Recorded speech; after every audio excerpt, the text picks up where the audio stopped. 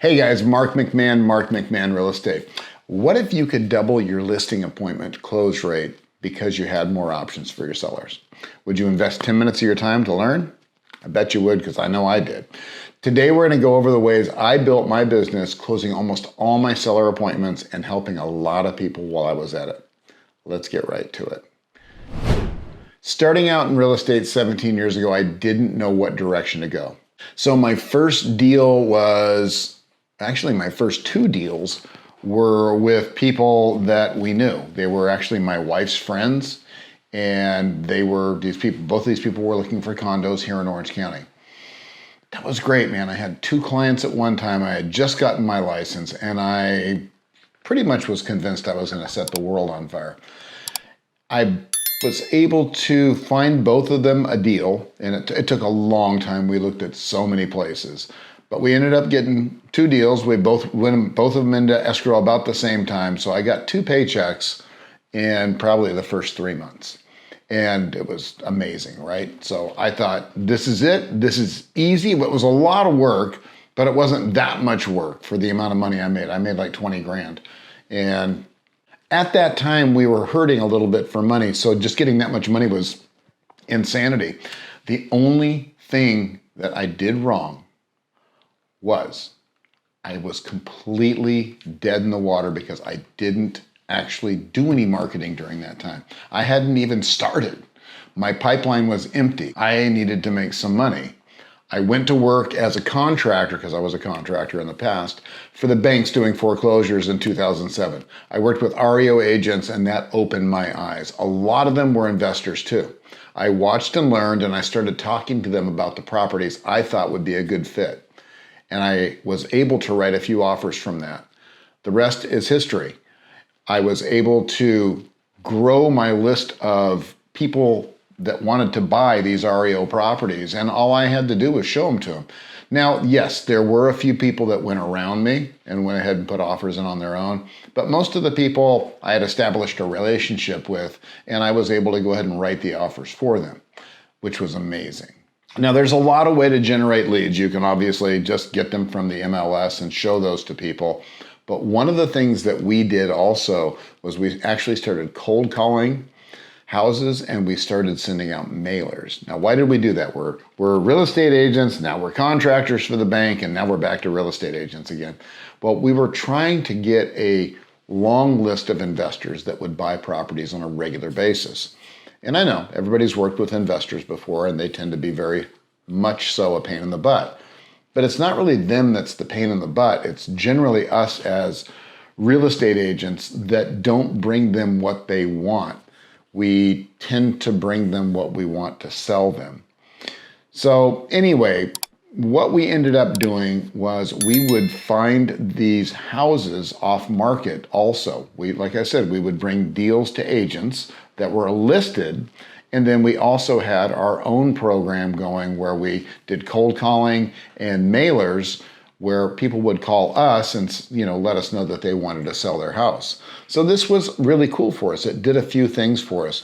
Number one, if we had no intent of purchasing that particular house, we could negotiate a deal and end up selling it to one of our investor friends. That was always a great option there because there was not a lot of paperwork to do and not a lot of headaches, not a lot of footwork.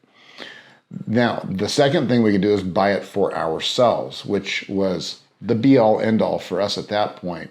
We wanted to start flipping, and we were starting to buy and hold investment properties at that time too. So we've got that option. We can either put it under contract and sell it to a real estate agent, one of our investors, or we could put it under contract and sell it to one of our investors. We could purchase it and keep it for ourselves for a rental or a flip. And if none of those things worked out, if we weren't able to sell them on us and buy that property at a discount, we would always give them the option and say, hey, look, there's a good chance you can get a lot more money if we list this property for you. If you're interested in making the most money, I can list it for you. I'm an expert at selling these fixer type homes. And that's generally the kinds of homes that we were looking at. We wouldn't really look at homes that were brand new. Now, I would go on listing appointments for those types of houses, right? Because I'm an agent. But I would not specifically go after newer, nicer homes, right? The move-in ready type houses, that wasn't my gig, right? I was more interested in finding houses that needed work so that I would have a lot of inventory for my investors. Or inventory for myself, because I at that point had become an investor myself. The great thing about dealing with homeowners directly is you can let them know that, look, I'm not going to give you the most money if I buy it from you, but it will get the money in your pocket the quickest. And like I said, if they want top dollar and they've got time to wait, you can list the property for them. You don't know what they want to do. You don't know what their dilemma is until you talk to them. So guys, that's a fantastic way to start your business. If you're just getting into the business or you've been doing it for a while, find those investors that are looking for houses, find out exactly what they want. Go out and look for it. If it doesn't work for them or you decide that you want to take it down, then you take it down. Guys, it's an amazing way to build wealth and get commissions at the same time. The funny thing is I don't do a lot of that now because we've got a pretty decent amount of rental properties.